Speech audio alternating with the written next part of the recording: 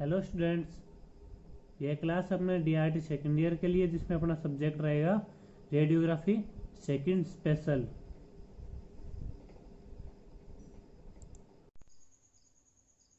आज का अपना टॉपिक है sialography, study of the salivary gland, जिसमें अपने स्लेवरी ग्लैंड्स की स्टडी करते हैं।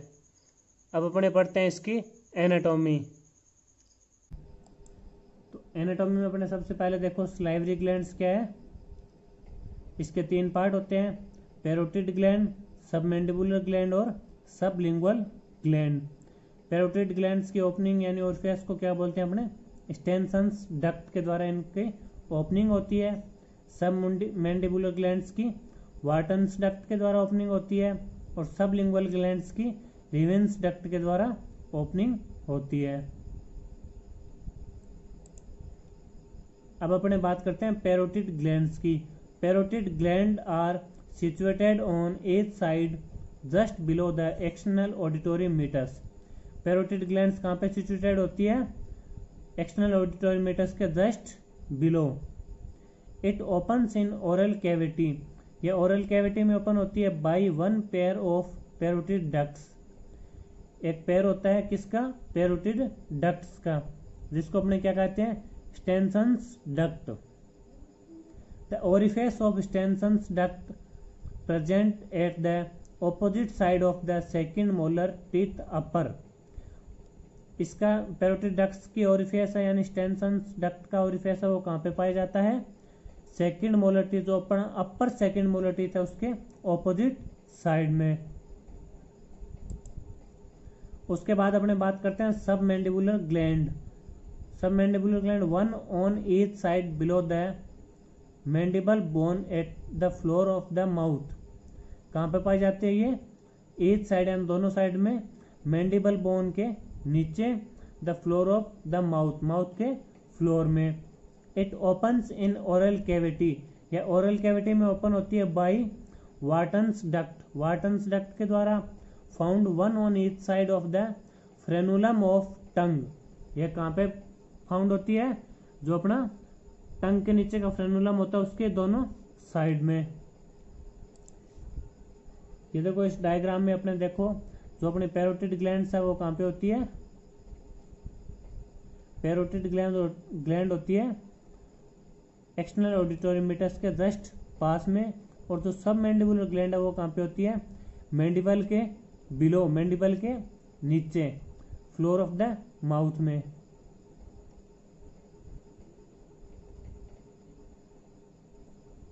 अब आती है अपनी सबलिंगुअल ग्लैंड। सबलिंगुअल ग्लैंड कहाँ पाई जाती है, these gland found under the mucosal membrane, ये कहाँ पे पाई जाती है, म्यूकोजल मेम्ब्रेन के नीचे of floor of the mouth, mouth के फ्लोर में। And it opens in both lateral side, ये कहाँ पे ओपन्स होती है, लेटरल साइड में। फ्रेनुलम ऑफ टंग, जो टंग का फ्रेनुलम होता है उसके दोनों के लेटरल साइड में ओपन्स होती है। किसके द्वारा ओपन्स होती है, रिवेंस डक्ट के द्वारा। अब अपने बात करते हैं इसके इंट्रोडक्शन की। It is a special radiological investigation of salivary gland to evaluate salivary pathologies by introducing radiological contrast media into it. ये क्या है, एक स्पेशल रेडियोलॉजिकल इन्वेस्टिगेशन है टू इवेल्यूएट, पता लगाने के लिए स्लेवरी पैथोलॉजीज, जो स्लाइवरी पैथोलॉजीज है उनका पता लगाने के लिए, by introducing radiological contrast media, radiological contrast media उसको इंट्रोड्यूस करवा के।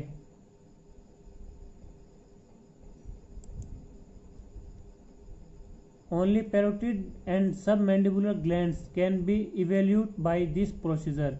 इस प्रोसीजर के द्वारा ओनली अपने पैरोटिड और सबमैंडिबुलर ग्लैंड्स को ही इवेल्यूट कर सकते हैं। अब इसके बात करते हैं अपने इंडिकेशंस की, इसके क्या क्या इंडिकेशंस होते हैं। सिक्का सिंड्रोम, सबसे पहले अपना सिक्का सिंड्रोम। सिक्का सिंड्रोम क्या होता है, lack of secretion of saliva, saliva का लैक होना यानी स्लाइवा सूखने लग जाना, स्लाइवा का सिक्रेशन कम होना। एनी सस्पेक्टेड कैलकुलाई, कोई भी कैलकुलाई होना यानी स्टोन होना। Any suspected salivary ducts obstruction, कोई भी स्लाइवरी डक्ट्स में ऑब्स्ट्रक्शन होना।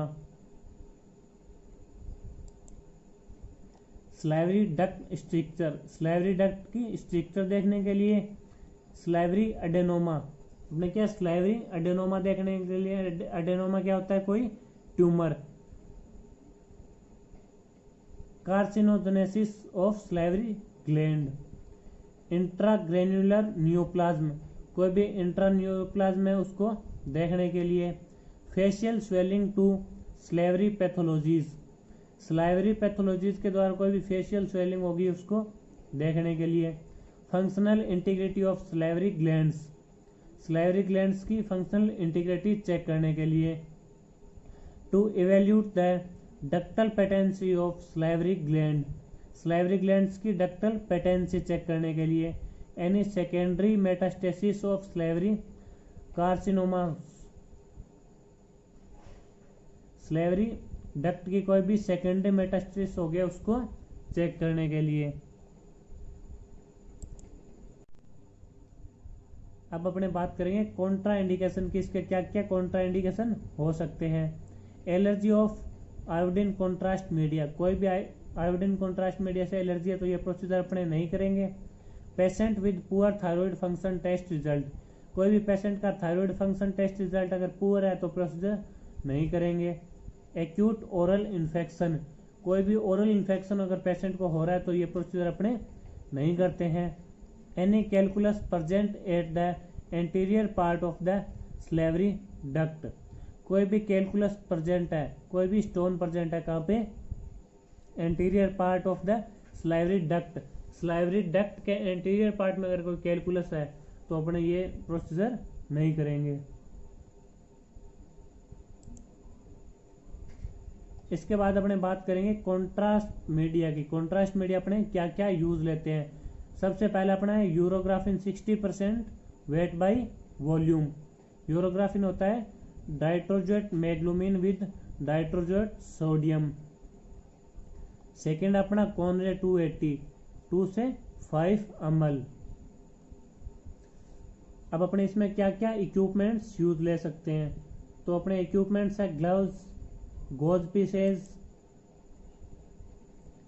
Lacrimal cannula, puncture dilator, syringe 5 ml, tissues, citric acid और lemon juice, fluoroscopic unit with IITV system, spot film device, monitor TV system, X-ray cassette और lead Ephron.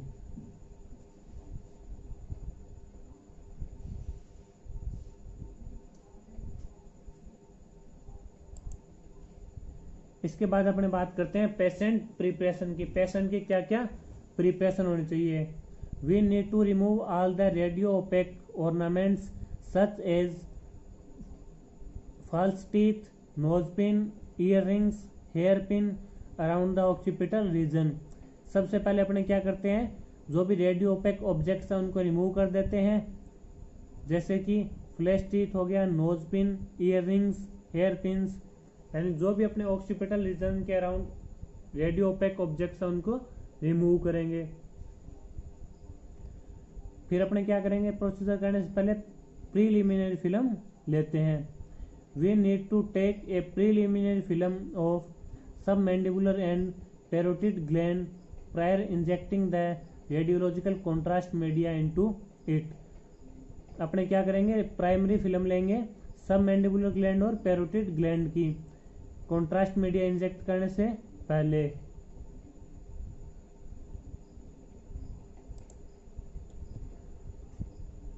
For parotid gland, अब बात करेंगे अपने parotid gland की prior image कैसे लेते हैं।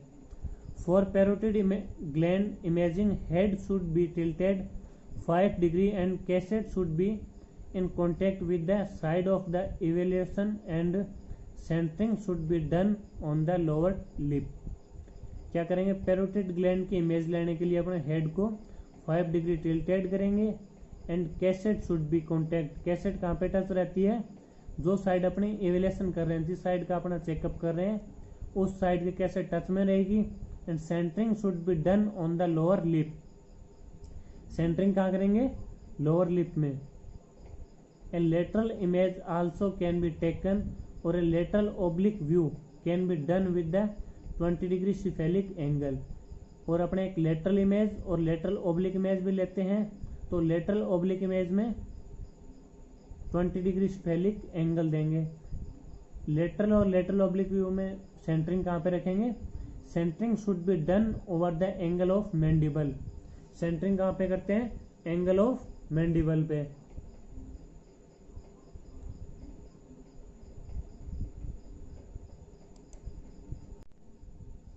अब बात करते हैं अपने सब मैंडिबुलर ग्लैंड्स की इमेज की।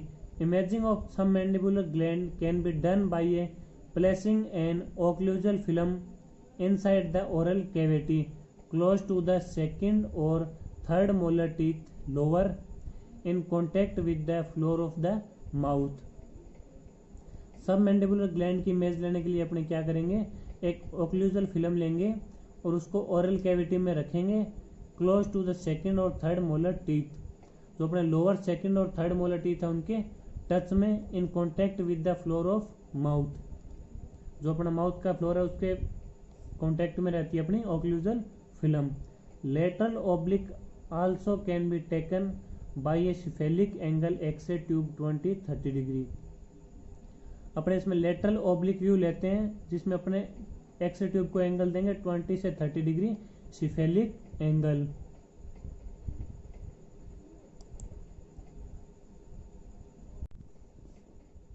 अब अपने बात करते हैं प्रोसीजर की। First we need to do visual examination of the orifice of Stensen duct and Wharton duct so that contrast insertion can be placed perfectly. सबसे पहले अपने क्या करेंगे? स्टेनसन डक्ट और वार्टन डक्ट के ओरिफिस का विजुअल एग्जामिनेशन करेंगे ताकि कॉन्ट्रास्ट मीडिया आसानी से अपने अंदर इंसर्ट कर सकें। Orifice of Stensen duct found at opposite side of the upper second molar teeth and orifice of Wharton's duct are found at both lateral side of the frenulum of tongue. Stensen duct का orifice अपने को कहाँ पे मिलता है? Upper second molar teeth के opposite side में। And Wharton's duct का ओरिफिस अपने को कहाँ पे फाउंड होता है? Lateral side of frenulum of टंग। जो अपना फ्रेनुलम होता है टंग का उसके लेटरल साइड में।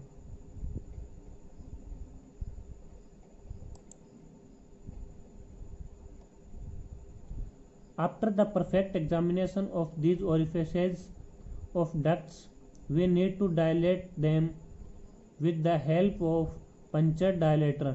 अब क्या करते हैं?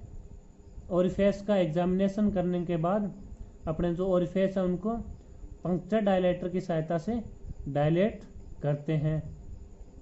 Then after a lacrimal cannula needs to be inserted into the duct and inject approximately 2-5 ml of contrast media into each salivary gland by attaching a syringe with cannula under a fluoroscopic control। अब अपने क्या करेंगे?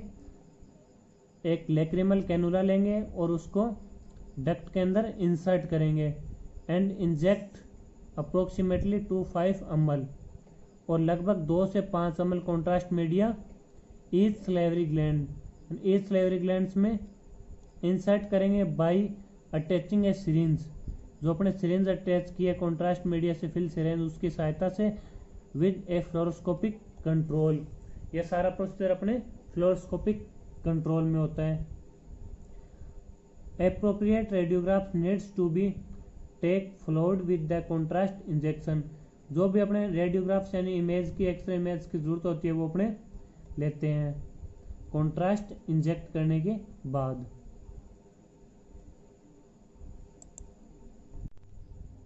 अब अपने बात करते हैं filming की, यानी कॉन्ट्रास्ट मीडिया इंसर्ट करने के बाद अपने कैसे फिल्मिंग करते हैं।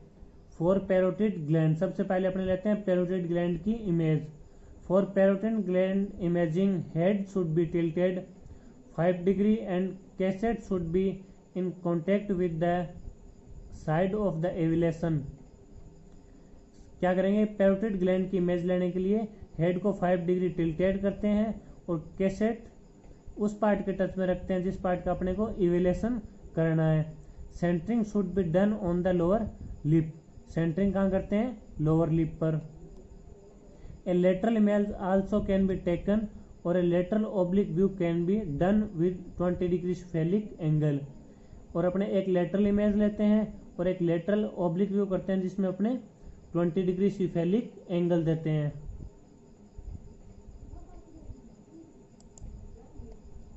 Centring should be done over an angle of mandible, जो अपने लेटरल ओब्लिक व्यू करते हैं उसमें अपने सेंटरिंग कहाँ पे रखते हैं, एंगल ऑफ मैंडिबल पे।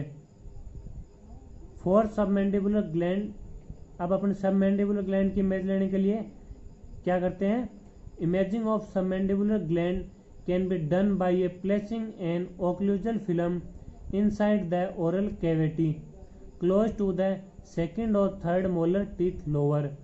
क्या करते हैं, सबमैंडिबुलर ग्लैंड की इमेज लेने के लिए एक ओक्लूजल फिल्म ओरल कैविटी में प्लेस्ड करते हैं और सेकंड और मोलर टीथ के कांटेक्ट में, और अपनी जो फिल्म है वो कहाँ पे टच में रहती है, floor of the mouth. Lateral oblique view also can be taken by a cephalic X-ray tube of 20 to 30 degree. अब अपने लेटरल ओब्लिक व्यू लेते हैं जिसमें अपने एक्सरे ट्यूब को 20 से 30 डिग्री सिफेलिक एंगल देंगे।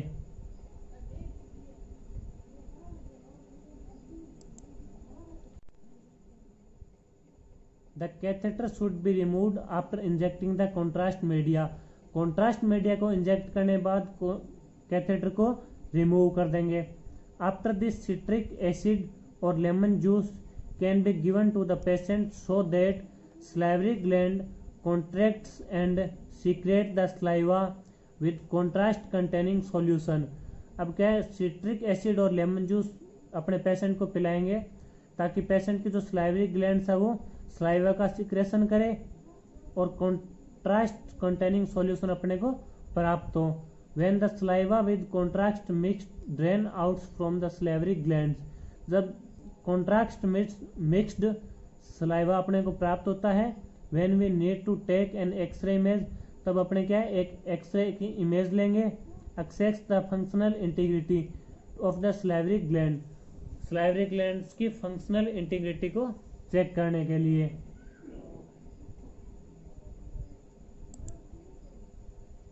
ए post secondary film can be taken to evaluate any retain contrast in salivary glands and ducts.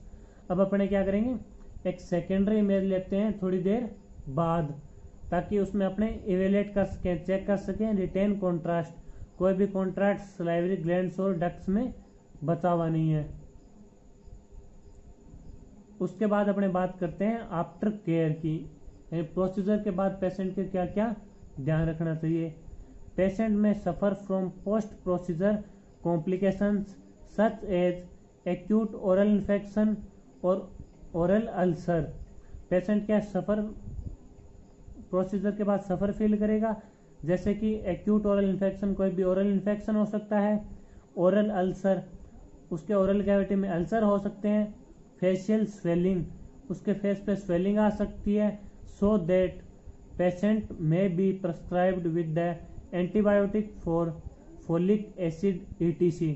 तो अपने पेशेंट को कोई भी एंटीबायोटिक या फोलिक एसिड प्रिस्क्राइब करेंगे। ये अपना प्रोसीजर कंप्लीट होता है।